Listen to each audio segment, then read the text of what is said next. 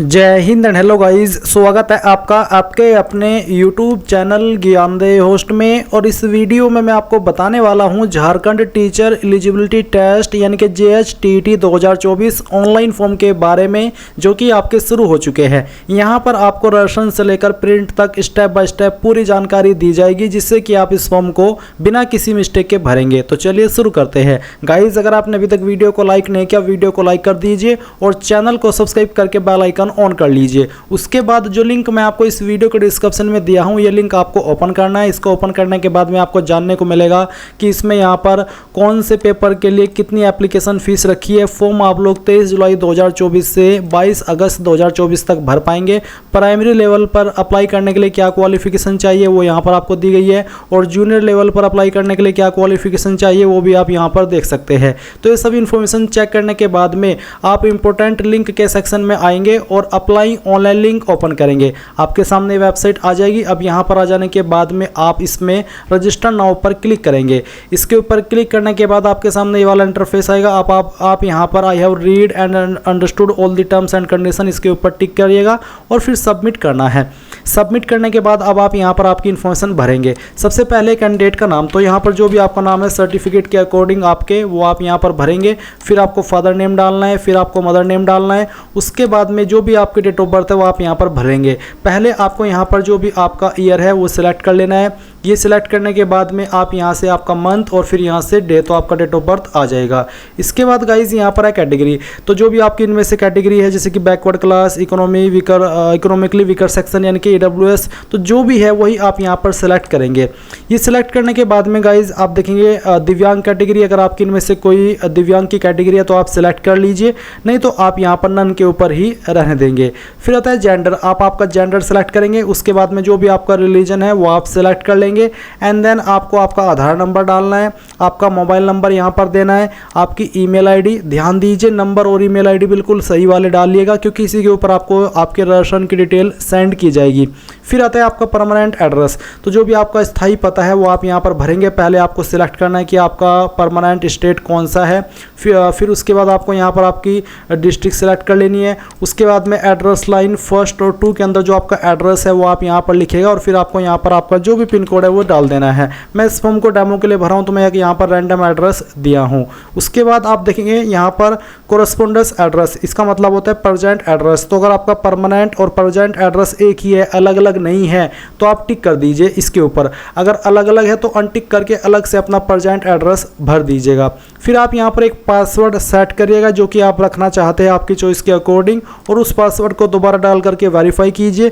ये captcha code यहाँ पर जो भी आता है, जैसे कि 9+8 जो भी संख्या आएगी वो आपको यहाँ पर लिखनी है, और फिर सभी जानकारी चेक करते हुए सबमिट पर क्लिक करना है। अब गाइज आपने जो भी जानकारी भरी है अभी तक शुरू से लेकर, वो आपके सामने, आप यहाँ पर सभी जानकारी चेक करने के बाद में यहाँ पर टिक करेंगे माय नेम। इनके ऊपर टिक करने का मतलब ये हो जाता है कि हाँ आपने इन सभी जानकारी को चेक कर लिया है और आपके अकॉर्डिंग ये सभी जानकारी सही है। फिर आप आई एग्री करेंगे, यहाँ से आई एग्री के ऊपर क्लिक करेंगे, और उसके बाद final submit and send OTP के ऊपर क्लिक करके सेव एंड लॉक कर देंगे। अब गाइज यहाँ पर आपके नंबर के ऊपर एक OTP सेंड आपको किया गया है, वो OTP आप यहाँ पर डालिए और सबमिट राशन फॉर्म इसके ऊपर क्लिक करके इस जानकारी को आप यहाँ पर फाइनली सबमिट कर दीजिए। तो चलिए मैं आपको यहाँ पर लाइव दिखाता हूँ कोड डाल करके। मुझे कोड मिल चुका है और मैं इसको यहाँ पर भरा हूँ, और फिर सबमिट राशन फॉर्म के ऊपर क्लिक करता हूँ। देखेंगे सक्सेसफुली सबमिटेड, ओके कर दीजिए। अब ओके करने के बाद में आपको आपका बाकी का फॉर्म कंप्लीट करना है। इसके लिए गाइज आप यहाँ पर प्रोसीड टू एप्लीकेशन फॉर्म इसके ऊपर क्लिक कीजिए। फिर आती है सब्जेक्ट डिटेल, तो आपको यहाँ पर लैंग्वेज फर्स्ट का क्या सब्जेक्ट रखना है, हिंदी एंड इंग्लिश, वो आपको सेलेक्ट करना है। और फिर जो आपका लैंग्वेज 2 है उसका क्या सब्जेक्ट रखना है वो भी आप यहाँ पर सेलेक्ट कर लीजिए। अप्लाइंग फॉर, किसके लिए अप्लाई करें, लेवल 1 या लेवल 2 या फिर दोनों, तो जिसके लिए भी आप एलिजिबल है वही सिलेक्ट कीजिए। अगर दोनों पर एलिजिबल है तो आप दोनों भी सिलेक्ट कर सकते हैं। मैंने यहाँ पर लेवल 1 सेलेक्ट किया, उसके जो कंपलसरी सब्जेक्ट है वो यहाँ पर आ चुके हैं।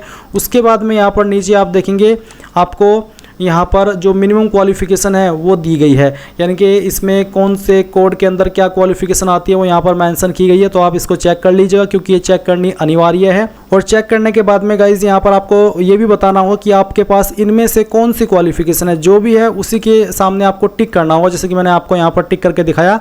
और फिर आप सबमिट करेंगे। सबमिट करने के बाद में आप यहाँ पर देखेंगे examination centre other than home district. Home district के अलावा एग्जाम सेंटर आप कौन सा रखना चाहते हैं वो आप सिलेक्ट करिएगा।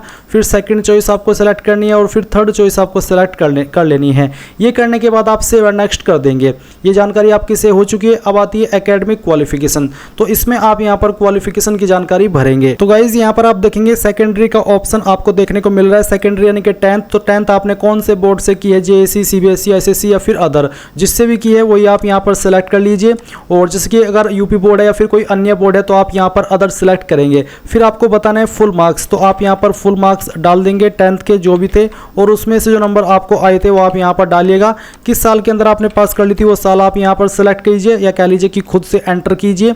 फिर आपको 12वीं की जानकारी भरनी है। सेम तरीके से आपको फुल मार्क्स यहाँ पर बताने हैं, कितने नंबर आपको आए थे वो यहाँ पर डाल देने हैं, किस साल के अंदर पास कर ली थी वो साल आपको यहाँ पर डाल देना है। फिर आती है ग्रेजुएशन की जानकारी। तो आपके पास यूनिवर्सिटी इन झारखंड या फिर यूनिवर्सिटी आउटसाइड झारखंड कहाँ से आपने की है वो आपको बताना है। झारखंड के अंदर जो यूनिवर्सिटी है उनसे, या फिर झारखंड के अलावा किसी अन्य स्टेट के अंदर, तो आप सेकंड ऑप्शन टिक करेंगे। फुल मार्क्स क्या आते हैं, मैं यहाँ पर डेमो के लिए फुल मार्क्स भर करके दिखा रहा हूँ, आप आपके रियल मार्क्स यहाँ पर डालिएगा। फिर आपको बताना कि किस साल के अंदर आपने क्वालिफिकेशन पास कर ली थी। उसके बाद अगर आपने पीजी डिग्री किया उसकी जानकारी भी भरेंगे। फिर have you been awarded PhD MPhil, अगर हाँ तो यस, नहीं तो आप नो कर देंगे। उसके बाद आती है teaching training qualifying examination detail. तो इनमें से आपके पास ये जो क्वालिफिकेशन यहाँ पर दी गई है, जो कि आप देख सकते हैं ये वाली मेन क्वालिफिकेशन, ये आपने अभी कर रहे हैं या फिर पास कर चुके हैं। अगर पास तो आप पास सेलेक्ट कीजिए। फिर आपको बताना कि कहाँ से आपने इसको किया है, उस इंस्टीट्यूट का नाम आपको देना है, कौन सी यूनिवर्सिटी या फिर बोर्ड के द्वारा किया उसका नाम आप यहाँ पर डालेंगे। और फिर सेशन, किस सेशन के अंदर आपने किया, 2023-24, 2022-23, 2021-22, जिसमें भी आपने की है वो आपको यहाँ पर एंटर करना है।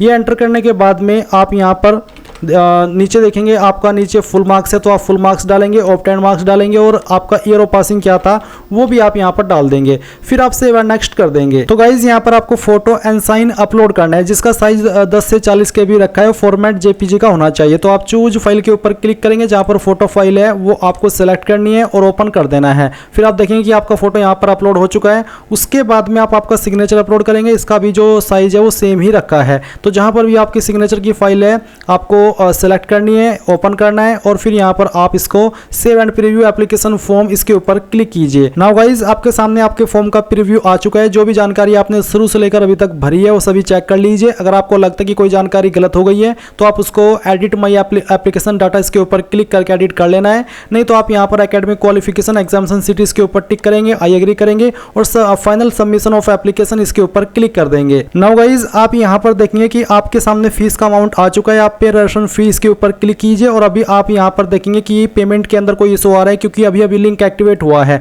तो आप यहाँ पर जैसे लिंक काम करना शुरू कर दे अपनी एप्लीकेशन फीस जमा कीजिएगा। जैसी फीस जमा हो जाएगी तो आपका फॉर्म फाइनल सबमिट माना जाएगा और आप आपके फॉर्म का फाइनल प्रिंट आउट ले पाएंगे। इस तरह से गाइज आप लोग झारखंड टीईटी ऑनलाइन फॉर्म 2024 को भरेंगे। आई होप ये प्रोसेस आपको पसंद आया होगा। So thanks for watching. जय हिंद।